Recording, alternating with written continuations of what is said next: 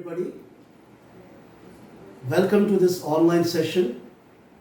Today, I would like to discuss John Keats' ballad La Belle Dame Sans Merci. Before going to the ballad, let us know who was John Keats. John Keats was a 19th century English poet. He was the last of the Romantics, but not the least. It's quite interesting to discuss this. He was the last of these poets, means there were great or the senior or the elder poets like Wordsworth, Coleridge, Robert Southey, Walter Scott. These people were belonging to the first generation of Romantics. And to the second generation, there were very popular poets like Lord Byron, P.B. Shelley and John Keats. So John Keats was a poet, was a great lover of beauty. And most of his poems are the glorification or the celebration of beauty. So here we have a poem, La Belle Dame Sans Merci. The poem has a French title. La Belle means a beautiful girl without mercy. John Keats has borrowed this title from a 15th century poet by name Elian Charter. So Elian Charter, he had written this love poem for his beloved. So in the same manner, our poet John Keats has written this poem trying to share one of his personal experience in the poem.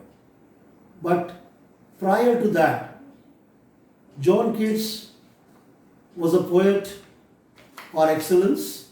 He was a great lover of beauty. His genius was Odaic. William Wordsworth was a poet who tried to write about nature. Three English poets were very popularly known for their excellence in certain forms of poetry. Matthew Arnold's genius was elegiac. Shelley's genius was in lyrical, and coming to John Keats, his genius was Odaic. He was a great writer of odes. He has written good number of odes, and some of his very famous odes, Ode to Grecian Urn, Ode to Nightingale, Ode to Autumn, are the most popular poems written by John Keats. Apart from that, he has experimented in the ballad form. Ballad is a kind of poetry which is highly narrative. In the ballad poetry, what do we see is the ballads are just like stories. The ballads are long narrative poem dealing with the theme of love, war and adventure. Ballads, the word ballad has been derived from the French word baller, B-A-L-L-E-R. Baller means a song sung to the accompaniment of some kind of music. Usually to speak, B-A-L-L, ball is not the ball what we are playing with. Here is a different literal ball. This ball means a dancing hall where the Westerners try to dance and spend the best moments during evenings or during nights. Now coming to the word ballad, again I would like to tell there are four important characters associated with ballads. Ballads, as I told you, they are narrative poems. Storytelling. Narration is nothing but telling, the art of telling story. Secondly, ballads have a fixed kind of meter called ballad meter. Meter is a measurement of poetry which is implied or used in ballads. The third one, that is repetition of words, phrases and sentences. Usually we come across these things, these features in ballads. Sentences are repeated, sometimes words are repeated. On certain occasions we find phrases are also repeated. The fourth important characteristic of a ballad is that the ballads are in the dialogue form or in the question-answer method. Ballads are written in the dialogue form. So dialogues, as we see on the stages, in the plays, in dramas. So what do we see? That one after another, each character, whenever his turn comes, he comes and addresses the audience as if he is speaking to the host, to the other actor on the stage. But in the ballads, even one after another, we find the characters in the ballad trying to converse with each other and trying to exchange their thoughts or transform their thoughts to the listener. Now coming to the next point, that was what I was trying to highlight is the question and answer method. In a ballad, we find a person asking questions and another answering his questions. For example, W.H. Auden has written a ballad called "Oh, What Is That Sound?" Oh, what is that sound? So in this poem, I would like to recite two lines. There are two speakers in the poem. One is a soldier and another is his lover, his beloved. His beloved is asking, "Oh, what is that sound? Drumming, drumming." The answer from his soldier lover is saying that the scarlet soldiers coming, coming. See, what I tried to highlight was the repetition of words. I have told you that in every ballad, the repetition of words, phrases or sentence has to be noted because these are the specific features or the important features of ballad. So whenever we are reading a ballad, we come across these kind of things. And the fourth point, again, I would like to stress is that every ballad has a 4-line stanza. You may just go through a number of ballads and you'll find that every ballad has a specific stanza, that is, every stanza is made up of 4 lines. So like this is a brief introduction to the form of ballad. Now, there are 2 types of ballads: ancient ballads or folk ballads, and another one is the literary ballad. Now, what are the ancient ballads? Ancient ballads were in the oral tradition. They were the mouthpieces. The ballads were narrated. The ballads were narrated and they were passed on from one generation to another generation. You may not remember, you may not have come across, but when we were boys and girls, we do remember grandfathers and grandmothers trying to take the babies close to them, keeping them on their lap, singing certain songs which are not there in the print form. So the songs they sang, they are borrowed or they are transformed from their ancestors. So that is what I am trying to tell you, that the ancient ballads or the folk ballads, they were in the oral tradition. And they were popularly called folk ballads because there is no document, there is no proof of the authenticity of who has written those ballads. Who is the author of those poems? It is not clear because the ballads are passed on from one generation to another generation. Now the second kind of ballad. This is what we are reading today or discussing today, the poem. It is a literary ballad. La Belle Dame Sans Merci is a literary ballad, and I have tried to highlight the features of a literary ballad. First of all, every ballad is dealing with the theme of love, war and adventure.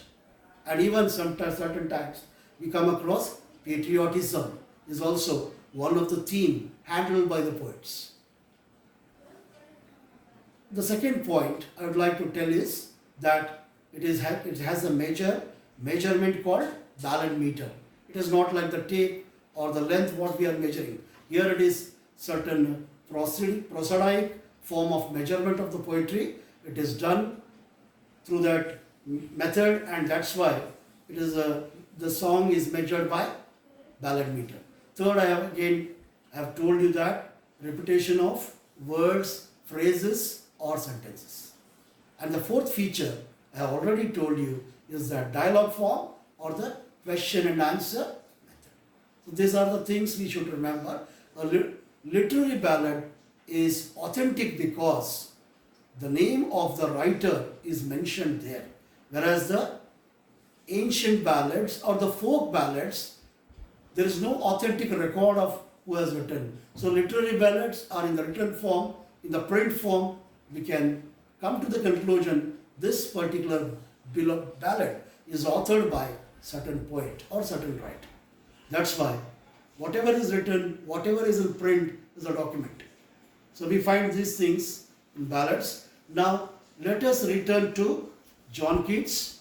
I have tried to introduce John Keats to you in the very beginning.